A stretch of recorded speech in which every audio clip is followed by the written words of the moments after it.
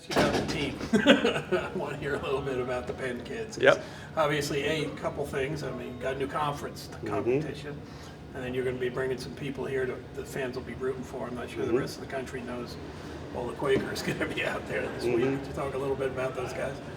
Yeah, so we've got 7 guys that have qualified over the past 4 years. You know, we had 9 a few years ago. We had 8, 8, and 7. I think if you look at those numbers in terms of qualification to the tournament, Penn ranks in the top 10 in the nation in terms of most qualifiers. We've had All-American CJ Composto. He's returning at 141. We've got some guys that I think are wrestling really well in terms of, you know, as the season's gone on, they've gained momentum across the board, right? So Cross Wazlewski's done a tremendous job as a freshman. He's seated 9th here.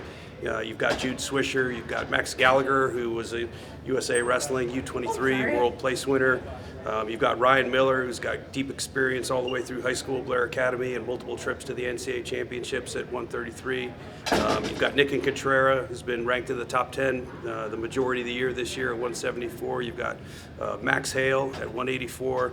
All of these guys have national level experience at the NCAA tournament, at USA Wrestling events, All-American accomplishments to their credit, and they're ready, right? And so we went through a coaching transition in terms of assistant coaches with Matt Valenti coming on, and we had some changes.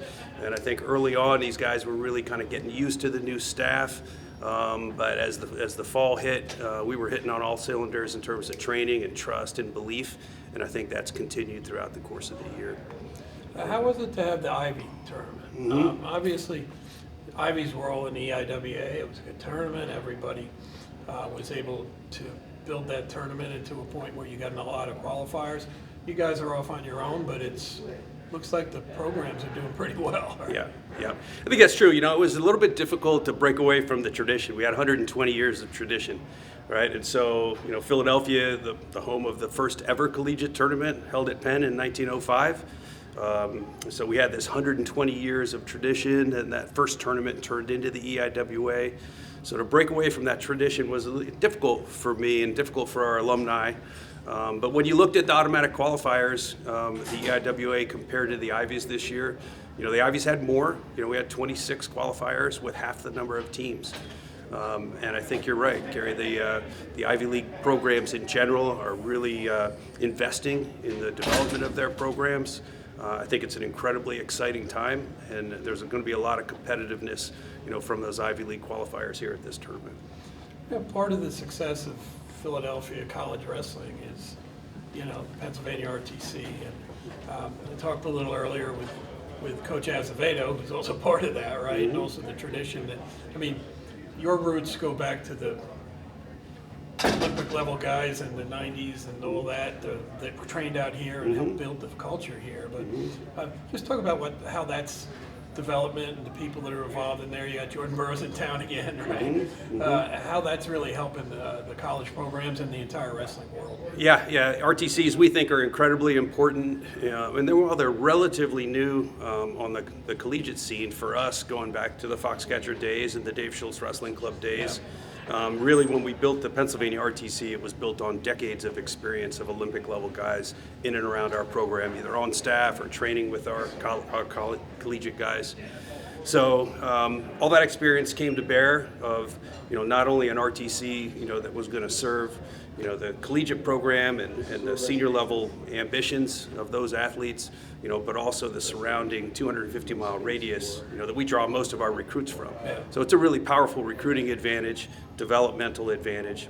And then further, you know, Gary, what we've done in Philadelphia, we call it the ecosystem in Philadelphia, because it is Drexel, it is Penn, it is the Pennsylvania RTC, and it's also Beat the Streets Philadelphia, you know, founded by Brett Motter and Clint Motter, and serving over 1,000 kids every year in Philadelphia inner city, you know, that are found that sport, or the sport found them, right, and they're growing and developing. They've got a mentor center, and it's really a first-class youth sports organization. So, and we worked together. We find ways to work together within this ecosystem and support each other's missions. And I think that's something really unique that we've done here in Philadelphia as well. So you put on the suit in the next couple of days, get out in front of thousands of Philadelphians and people that you know, people care about you.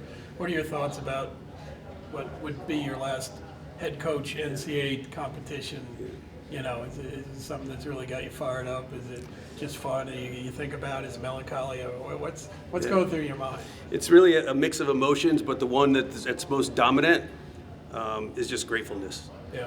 I'm incredibly grateful for the friendships, the relationships, the experiences I've had through Penn Wrestling and through our Penn Wrestling community. We've got an incredible, group of people who are coming together at this championships, and you'll see them in the stands. And I think everybody's very excited to celebrate, not only the history of our program, again, going back all the way to 1905, first college room in the country, but the future, right? And excited to celebrate the future with Matt Valenti taking over. I think the program's in incredibly great hands. And we've got big ideas, big plans for the future, as well as celebrating our past. I bet you'll be around to celebrate that, but you've set the table for other people to even take it higher, right? Yeah. It's got to be exciting. Yep. If there's one guy on your team that's the most fun to watch, that might be interesting for a fan that hasn't seen any Penn matches this year, who should they be watching for? I'll do the coach thing and say all of them, of course. Well, of course. But I'll tell you one person who's really made a mark for himself quickly early in his career is Kros Wazlewski at 149 pounds. He's only got 3 losses on the year. He's got a 1-point loss to Abbas from Stanford. He's got a 1-point loss to a familiar opponent from Illinois, right? And he's just got a handful of losses. And I think his momentum has been increasing, as the years gone on. So because he's a new name, I think he's one I would tip my hat on for the fans to keep an eye on him. But I think all of our guys are charged up and ready to go. Well, it should be fun. We really appreciate your time, and congratulations. All right. Thanks a lot, Gary. We're going to see you this week. Appreciate it. Thank you. Yeah.